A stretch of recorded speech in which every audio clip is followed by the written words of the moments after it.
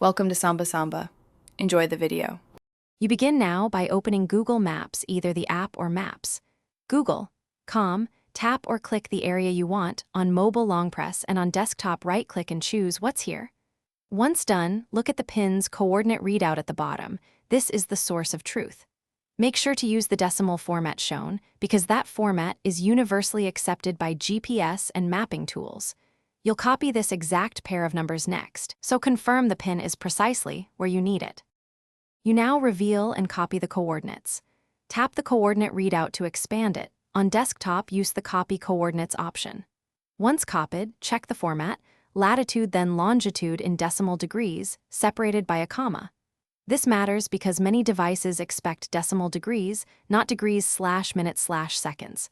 If you plan to paste into navigation, paste exactly as shown, then press Enter to validate the location. If you need sharing, use the Maps share link, or paste the coordinates into your message or navigation app. You finish by pasting and verifying.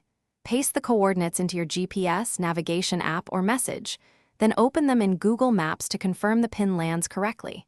Make sure latitude comes first, then longitude. Swapping them moves the pin far away.